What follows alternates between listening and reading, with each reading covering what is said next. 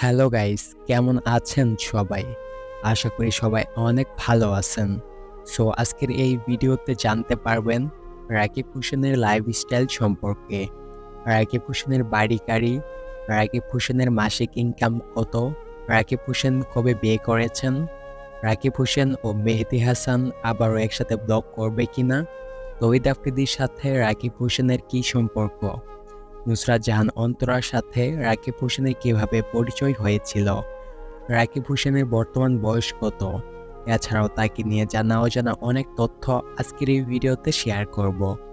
So ভিডিওটি না টেনে শেষ পর্যন্ত দেখার জন্য সবাইকে অনুরোধ রইল। বর্তমানে রাকিব হোসেন হল বাংলাদেশের অন্যতম জনপ্রিয় ইউটিউবার এবং ব্লগার। বাংলাদেশের টপ 5 ব্লগারদের মধ্যে রাকিব হোসেন রয়েছেন সর্বপ্রথম। রাকিব হোসেনের জন্মস্থান হল বাংলাদেশের মুন্সিগঞ্জে, কিন্তু তার ছোটবেলা থেকে বেড়ে ওঠা ঢাকার মোহাম্মদপুরে। রাকিব হোসেনের জন্মসাল হল 2000 সালে 20 নভেম্বর, অর্থাৎ 2024 সাল অনুযায়ী তার বর্তমান বয়স হচ্ছে 24 বছর। রাকিব হোসেনের উচ্চতা 5 ফিট 7 ইঞ্চি এবং তার ওজন আনুমানিক 70 কেজি। রাকিব হোসেন একটি মুসলিম পরিবারে জন্মগ্রহণ করেন এবং তার জাতীয়তা তিনি একজন বাংলাদেশী।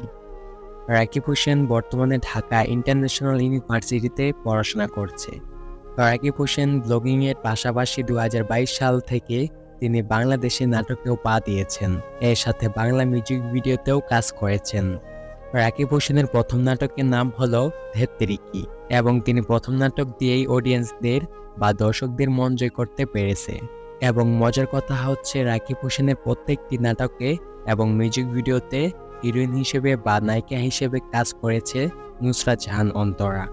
অডিয়েন্স রাকিব হোসেন ও নুসরাত জাহান অন্তরা জুটিকে অনেক বেশি পছন্দ করে। রাকিব হোসেন পেশায় একজন ইউটিউবার, ব্লগার, অভিনেতা ও একজন স্টুডেন্ট। রাকিব হোসেন একজন সফল ইউটিউবার। রাকিব হোসেনের এই সফলতার পেছনে মেহেদী হাসানের রয়েছে অনেক বড় অবদান। রাকিব হোসেন ও মেহেদী হাসানের মধ্যে রয়েছে 7 বছরের বন্ধুত্ব।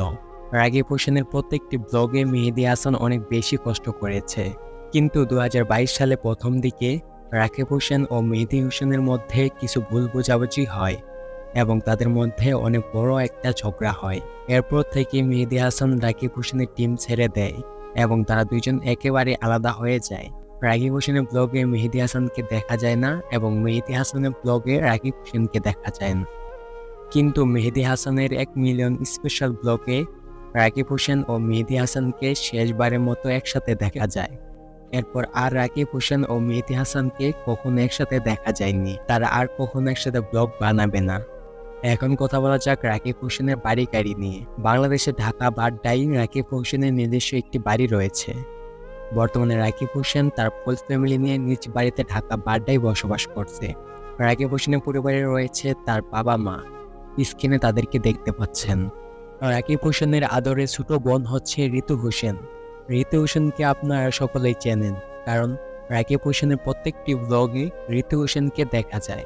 রাকিবের নিজস্ব 2টি গাড়ি রয়েছে, একটি হচ্ছে লাল কালার আর একটি হচ্ছে সাদা কালার। এবার কথা বলা যাক তৌহিদ আফ্রিদির সাথে রাকিব হোসেনের কী সম্পর্ক। বর্তমানে তৌহিদ আফ্রিদি হল বাংলাদেশের জনপ্রিয় ইউটিউবার এবং ব্লগার। তবে ইন্টারেস্টিং কথা হচ্ছে রাকিব হোসেন তৌহিদ আফ্রিদিকে দেখে দেখে ব্লগ শিখেছে।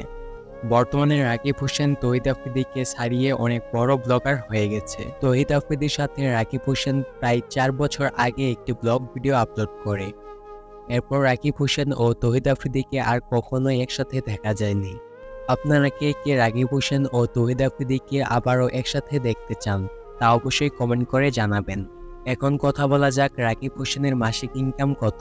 রাকিব হোসেনের কয়েকটি ইউটিউব চ্যানেল রয়েছে, সেখান থেকে প্লাস স্পন্সরশিপ সহ বিভিন্ন নাটক ও মিউজিক ভিডিওতে কাজ করে ফেসবুক ও টিকটকে ব্র্যান্ড প্রমোশন করে রাকিব হোসেনের টোটাল মাসিক ইনকাম হয় 8 লাখ থেকে 10 লাখ টাকা। তবে তার মাসিক ইনকাম নির্ভর করে তিনি কয়টি ভিডিও আপলোড করলো, কয়টি নাটক বা মিউজিক ভিডিও করলো তার উপর।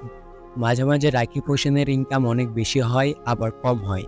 রাকিব হোসেনের ইউটিউব চ্যানেলটি খোলা হয় 2015 সালের 14 জুলাই। তার চ্যানেলে রয়েছে 16 মিলিয়ন প্লাস সাবস্ক্রাইবার, যা বাংলাদেশের ব্লগারদের মধ্যে সবচেয়ে বড় চ্যানেল। ইউটিউব সহ রাকিব হোসেনের অন্য সোশ্যাল মিডিয়াতেও অনেক ফ্যান ফলোয়ার রয়েছে।